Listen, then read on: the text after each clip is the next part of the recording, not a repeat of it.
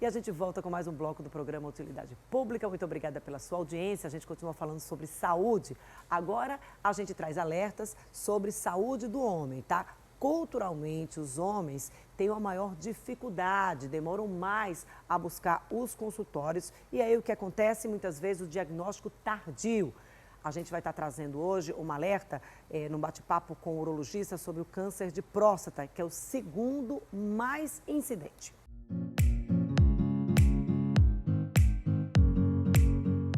E sobre o cuidado com a saúde do homem, a gente conversa a partir de agora com o doutor Davi Arimatea, que está voltando aqui ao programa Utilidade Pública. Novembro do ano passado também estava aqui, a gente fez o mesmo alerta. A gente aproveita esse período para falar sobre a saúde do homem, sobre os cuidados, sobre a prevenção, mas isso vale para o ano inteiro. Muito obrigada por estar retornando aqui ao programa. Eu que agradeço o convite mais uma vez, Dânia. Vamos começar fazendo um alerta. Muita gente espera algum tipo de sintoma para procurar o profissional, para buscar o consultório, principalmente os homens, tá? A mulherada também, mas os homens mais ainda. Lembrando que câncer de próstata às vezes não tem sintoma no início. Então, o que acontece é o seguinte. Primeira coisa, né, o que é o câncer de próstata, né? O câncer de próstata é o segundo tipo de câncer mais prevalente no homem, certo? Ele só fica atrás de câncer de pele do tipo não melanoma. E o que é que acontece? O câncer de próstata, nas suas fases iniciais, ele é completamente assintomático, tá? Você não tem nenhum sinal, nenhum sintoma que está desenvolvendo o câncer de próstata. Já em suas fases mais avançadas, sim, que vão causar alguns transtornos locais e também os transtornos relacionados às suas metástases, que são os tumores que saíram do sítio primário, que é a próstata, e foram para outros órgãos. E é aí que está o problema. Quando ele é detectado nas suas fases iniciais, em sua maioria das vezes ele é altamente curável. Essa é a importância da prevenção. A gente tem que pegar esse tumor no começo. Porque quando já está avançado, mesmo que tenha um tratamento, às vezes é mais difícil a cura e, além disso, ele vai sofrer outros problemas em relação ao câncer avançado no local e suas metástases. Aí a gente tem duas questões. Culturalmente, as pessoas não têm o hábito, muita gente, a gente está generalizando, de buscar um consultório médico para fazer exames preventivos. E aí, quando chega, aí já está diagnosticado o câncer, e aí a pessoa se desespera, não, e agora? Como é que funciona o tratamento? Ou seja, um monte de dúvida. Tratamento é diferente, a depender da fase, como é que funciona? Sim, o tratamento é diferente. No primeiro ponto que você tocou, culturalmente, homem não vai ao médico. Isso aí todo mundo já sabe, homem só vai para o médico quando já está nas últimas, né? Literalmente, quando tem algum problema sério, e geralmente é alguém que leva, né? Principalmente a esposa. E o tratamento? O tratamento difere realmente em que estágio a doença ela é detectada. Em estágios mais iniciais, né, geralmente a cirurgia ou algum outro tratamento como radioterapia, ela é indicada com altíssimas chances de cura. A depender do caso, quando é diagnosticado um tumor de pouquíssimo grau de invasão ou pouquíssimo grau de risco de progressão, até o fato de não tratar, apenas acompanhar, já é um tratamento, porque talvez esse tumor não venha a causar algum transtorno. Ou seja, há essa possibilidade de não haver uma evolução, ser diagnosticado, mas não evoluir. Sim, o câncer de próstata, graças a Deus, ele é um tumor que ele evolui lentamente. Às vezes demora 10 a 15 anos para ele aumentar de 1 centímetro. Então, ele pode ser também não agressivo, mas isso quem vai determinar, né, é o médico na sua investigação. Certo? Então, o paciente ele tem que procurar o consultório para poder ser investigado, porque tem cânceres que são pouco, médio ou muito agressivos, né? Risco de causar um transtorno maior. Mas isso, primeiro, ele tem que procurar o consultório para a gente poder investigar. E aí a gente já trouxe na última entrevista, mas é bom a gente lembrar. A partir de que idade o homem deve procurar o consultório médico para fazer um exame mesmo de rotina, com que frequência? Pronto. Primeiro, em se tratando de câncer de próstata, de maneira geral, a Sociedade Brasileira de Urologia recomenda que o homem procure o consultório dos 50 aos 80 anos. Essa é a idade-chave. Se, por um acaso, ele tiver algum dos fatores de risco para câncer de próstata, que são a história familiar positiva, seja um pai ou um irmão com que tem a história de câncer de próstata, indivíduos da raça negra, né, esses devem procurar um pouco antes, a partir dos 45 anos, tá? Então, assim, na dúvida, aos 45 já aparece lá no consultório, né? E isso para câncer de próstata. Mas a gente tem que lembrar que não só existe essa doença, existem várias outras, inclusive doenças que começam na infância. Por exemplo, uma varicocele, que é uma doença que se trata de varizes no testículo. Ela é a principal causa de infertilidade masculina no adulto. E geralmente é uma doença que ela aparece no final da infância e início da adolescência. Que se for detectada mais cedo, é uma doença que é curável através de cirurgia, você pode evitar... É 100% cirúrgico? A varicocele quando tem indicação, né? Algumas elas não precisam ser operadas, elas podem ser acompanhadas. Mas as que precisam ser operadas, né, a gente tem uma chance maior de evitar os transtornos, né, que ela vem a ocorrer, que são os transtornos de infertilidade e às vezes atrapalha também na produção do hormônio masculino. Aí a pessoa, voltando à questão do câncer de próstata, a gente vai estar falando sobre câncer de próstata, a gente vai estar falando sobre várias doenças relacionadas à saúde do homem. A pessoa não procurou, passou essa idade, chegou ali 50, não procurou, e aí que sintomas podem indicar que, olha, não dá mais para esperar? Pronto. Os sintomas, né, que a próstata ela leva, né, a doença da próstata leva no homem, são principalmente transtornos na micção. Ele vai ter uma certa dificuldade de urinar.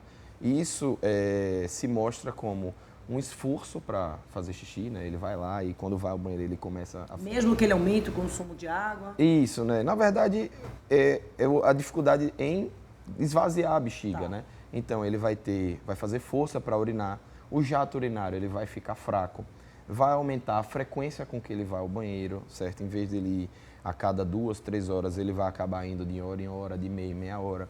Essa frequência também pode ser à noite, né? Ele pode aumentar a frequência noturna. O que mais? Ele vai ter uma hesitação. O que é isso? Quando ele vai ao banheiro, que ele chega na frente do vaso sanitário e não sai logo, espera 10, 15, 20 segundos, tá? No finalzinho também vai ficar gotejando, certo? Esses são alguns problemas locais, né? E também tem os problemas relacionados a uma doença mais avançada, quando a gente tem alguns problemas com as metástases, que são principalmente metástases ósseas, certo? O homem, a metástase do câncer de próstata, geralmente ela dá metástase em osso e tem uma certa predileção por coluna. Então, não é incomum a gente receber paciente com dor lombar. Aquele paciente idoso que tem aquela dor nas costas crônica, o cara tem aquela dor, ele vai, procura um clínico, o clínico manda ir para um ortopedista, o cara vai, na investigação, encontra um monte de lesão na coluna. E quando você vai ver qual o problema inicial, era um tumor de próstata que ele nunca procurou. Tá? Então, esse é um dos casos. Em tumores mais avançados também, pode ter sangramento urinário, dor abdominal, etc. Ou seja, coisas que as pessoas, assim, o leigo, as pessoas ali no dia a dia não vão fazer essa relação.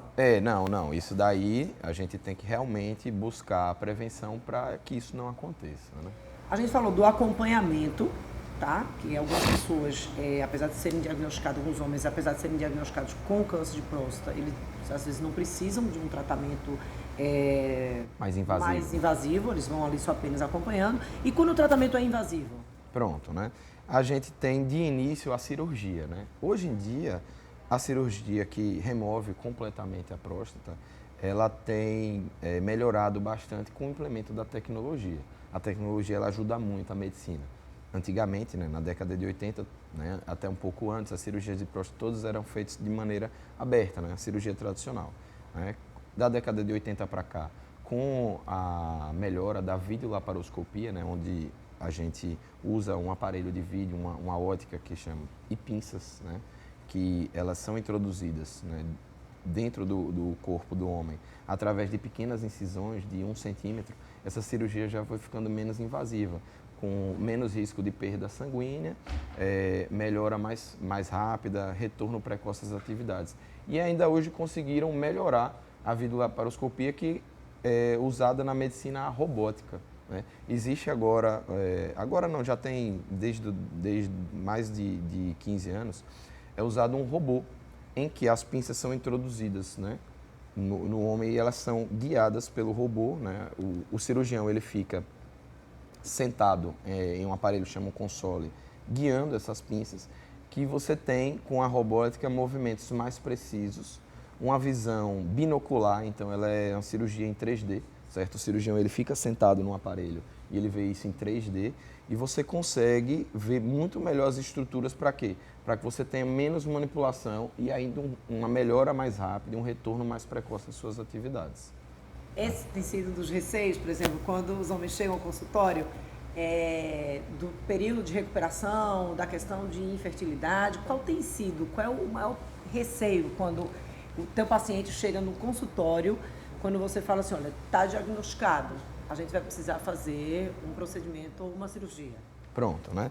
Quando se trata de câncer de próstata, o medo geral é a disfunção erétil, né? É a perda da potência sexual, né? Os pacientes, eles sempre questionam, né? Doutor, eu vou perder minha potência? A questão é a seguinte, antigamente também, no início da cirurgia, era um pouco mais difícil a gente conseguir separar o feixe do nervo, né? Que passa embaixo da próstata, que é ele quem sustenta a ereção. Com a melhora tecnológica, né, da própria cirurgia e das técnicas cirúrgicas, isso daí vem caindo, né? Então você consegue preservar melhor, principalmente hoje com a cirurgia robótica. Mas a gente tem que ver também se o paciente já previamente ao diagnóstico da cirurgia já não tem um certo grau de perda da potência sexual, que se deve principalmente, né, doenças que causam isso são, por exemplo, o diabetes e o tabagismo, né, o hábito de fumar, são as principais causas de perda de potência sexual. Então não é só o fato do paciente ter a doença e ser submetido à cirurgia. Tem que ser bem conversado com o paciente antes do procedimento para ver se ele já não tem um risco maior de poder desenvolver isso. Ou seja, esse diagnóstico e a necessidade diagnóstico de um estágio mais avançado de um câncer de próstata, aliado à pessoa que tem diabetes, entendeu? Isso já seria, esse sim seria um indicativo que ele da redução. Que ele pode ter, sim. Além disso, né, você já falou até em doenças mais avançadas. Com doenças mais avançadas, a gente às vezes não tem como tratar apenas com uma terapia. Por exemplo, só a cirurgia. A gente poderia complementar com outras terapias, que sejam a radioterapia, às vezes um bloqueio hormonal. O câncer de próstata, ele é um câncer que ele depende muito do hormônio masculino para poder progredir e às vezes se desenvolver. O hormônio masculino é a testosterona. Então, um dos tratamentos é você deprivar o homem da testosterona. Você vai e aplica no paciente uma medicação que vai bloquear a testosterona. Então, bloqueando a testosterona, o homem também vai ter a perda, né, da libido, que é o hormônio responsável, né, pela libido masculina, né, a testosterona. Então, isso também vai levar, né, a um risco maior de perda da ereção. Então, mas aí, como eu já falei, é um caso que já não está tão inicial. É um caso que já está de médio ou mais avançado, entendeu? Esse câncer de próstata. Para os pacientes que geralmente, assim, de uma forma maior, esse é o maior receio dos pacientes, a redução da atividade sexual, né, ou a redução da potência, né, diminuição. Principalmente pacientes mais jovens, né? Essa é a importância de ir mais cedo ao consultório. Ou seja, focar na prevenção. A gente vai dar só um intervalo, mas daqui a pouco depois a gente vai continuar aqui com o nosso bate-papo com o Dr. Davi Arimatea.